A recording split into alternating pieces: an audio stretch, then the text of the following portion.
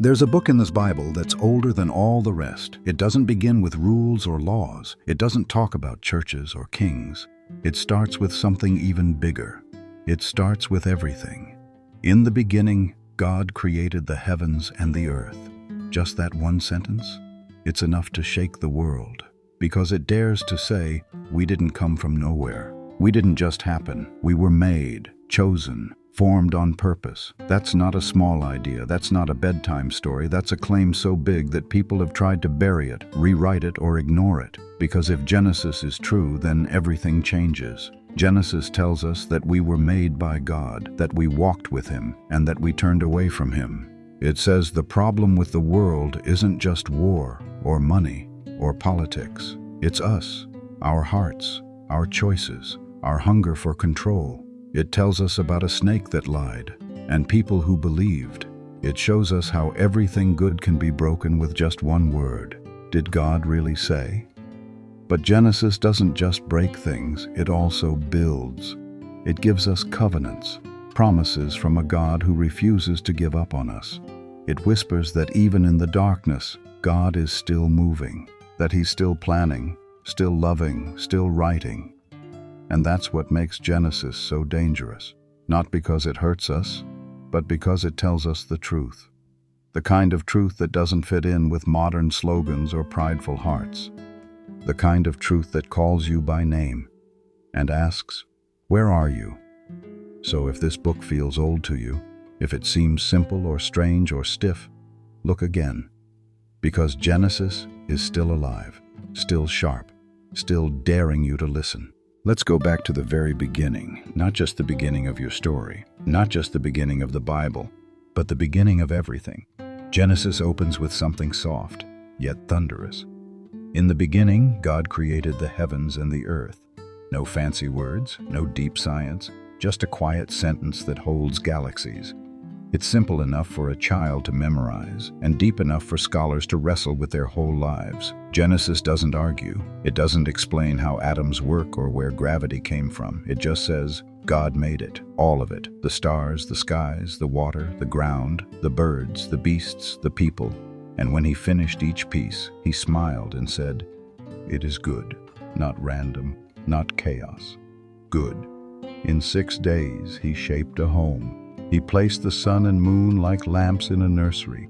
He painted the sky with stars like glitter across a deep blue ceiling.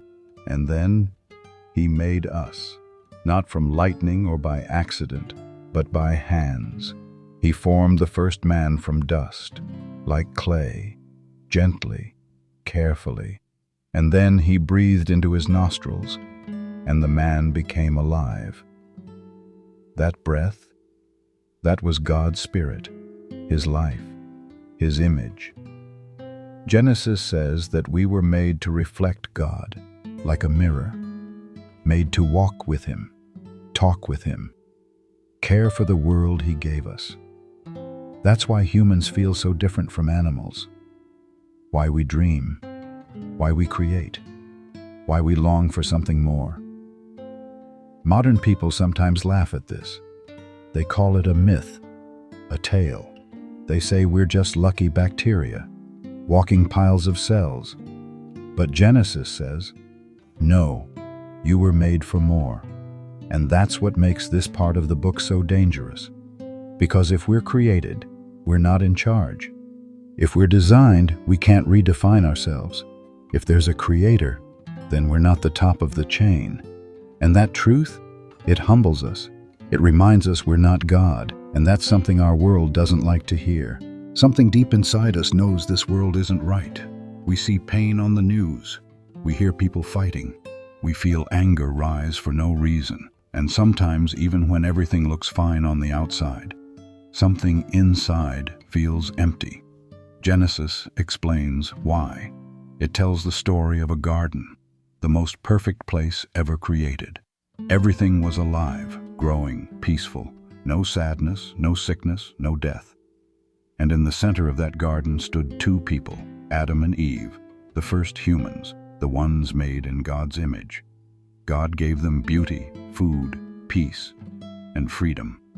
But He also gave them a rule, one simple rule. "Don't eat from this one tree. Trust me." It was a tree of knowledge, of good and evil. Not because knowledge is bad, but because the choice to disobey would open a door that should never be opened. Then came the moment everything changed. A snake slithered in. A whisper filled the air. Did God really say? That one question broke the world. Adam and Eve took the fruit. They ate it. And with one bite, something dark crept into everything. Shame, fear, hiding, blame. They covered themselves with leaves. They ran from God's voice. The peace was gone. This story is more than ancient history. It's the reason people feel distant from each other. It's the reason we make bad choices, even when we know better. It's the reason the world feels off, like a song that's out of tune. Genesis tells us the problem isn't just around us, it's inside us. That's hard to hear. The modern world likes to say we're basically good, that we just need better laws, more money, or a little therapy. But Genesis says, no, the cracks are in our hearts, and no law or dollar or distraction can fix what's broken deep inside. That's what makes this part of Genesis so dangerous. It holds up a mirror, and it shows us what we'd rather not see. But even in the middle of that darkness, something unexpected happens. God comes looking. Adam, where are you? Even after the fall, God doesn't abandon. He searches, he calls, because the story isn't over. He didn't come with fire, he didn't come with thunder, he didn't even raise his voice. The first enemy in the Bible slithered in with a whisper. Genesis says the serpent was more crafty than any other. He was clever, quiet, patient. He didn't grab Eve's arm. He didn't force her. He just asked a question. Did God really say? That's it. Just a twist. A seed of doubt. He didn't need to shout. He just needed her to wonder, maybe God is hiding something. Maybe I know better. That's how the snake still works today. He doesn't always look evil. He doesn't always speak lies. He wraps falsehoods in truth, like poison in honey. He says things like, would a good God really tell you no? Don't you deserve more? Just this once won't hurt. In Genesis, the serpent offers a shortcut. He promises freedom, but it's a trap. He says, you will be like God. That's the heart of the fall, wanting to be our own God, wanting to decide what's right and wrong, instead of trusting the one who made us. It started with Eve, but if you listen closely, the whisper is still here. You can hear it in the world, in ads, in songs, in headlines. Trust yourself, follow your heart, make your own truth. But Genesis warns us, that voice isn't always your friend. Sometimes it's the old snake, dressed in modern words. And what's terrifying is how ordinary the moment felt. No lightning, no screams, just a conversation beneath a tree, just a quiet moment. That changed the course of history. That's what makes this part of Genesis so dangerous. It reminds us that evil doesn't always look evil, that deception doesn't always feel like a lie, that the enemy doesn't knock down the door. He whispers through the window. And once we believe the lie, we start to forget the voice of the one who loved us first. After the fall, after the hiding and the heartbreak, you might think God would walk away, but he didn't. Instead, God made promises, big ones, and not to perfect people, to people just like us. The first was with Noah. The world had grown dark. People were violent and cruel, but God saw one man who still listened, Noah. So he gave Noah a strange mission: build a giant boat in the middle of dry land, not because a storm was coming, but because a flood was. It rained for 40 days and 40 nights. The whole world washed in water, but Noah and his family were saved. And when the waters went down, God made a promise, a covenant. Never again will I flood the earth. He sealed it with a rainbow, not just for Noah, but for every generation after him, including you. Then came Abraham. He wasn't a king, he wasn't famous. Just an old man with no children and a quiet faith. God told him, "Look at the stars. That's how many children you'll have." A nation would come from his line, a people chosen to bless the entire world. Abraham laughed at first. He was too old. His wife couldn't have kids. But God said, "Trust me." And so Abraham believed, and God made a covenant, an unbreakable promise. He promised land, descendants, and blessing, and more than that, he promised himself. That one day, through Abraham's family, the whole world would be healed. These covenants, these promises, are the backbone of the Bible. They show us who God is, not just powerful but faithful. But here's what's risky. God made these promises knowing people would fail, knowing they would lie, cheat, run, doubt. He didn't wait for perfect obedience. He stepped in anyway. That's dangerous love. That's Genesis. And it still speaks today, because maybe you've broken your word. Maybe you've given up on promises or had someone give up on you. But Genesis tells us there's a God who doesn't let go, a God who ties himself to us, even when we're pulling away. And that kind of love, that kind of promise, it can change everything. If Genesis were just an old story, a dusty book with talking snakes and ancient floods, the world wouldn't care. But it's not. Genesis is alive, and that's the problem. It doesn't just tell us what happened back then, it tells us what's still happening, in us, around us, through us.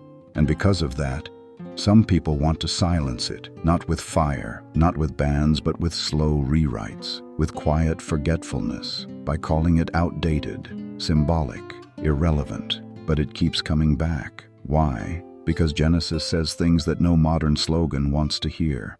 It says, "You were created," which means your life isn't your own. It says right and wrong exist, not because we vote on them, but because God defined them. It says truth isn't found by looking inside yourself, but by listening to the one who made you. That goes against everything the world says today. The world tells us to follow your heart. Genesis says the heart is where the fall began. The world says, you do you. Genesis says, we were made for God, not ourselves. The world says, live your truth. Genesis says, there's one truth, and it's not ours to rewrite. That's why Genesis is dangerous, not because it attacks people, but because it exposes lies.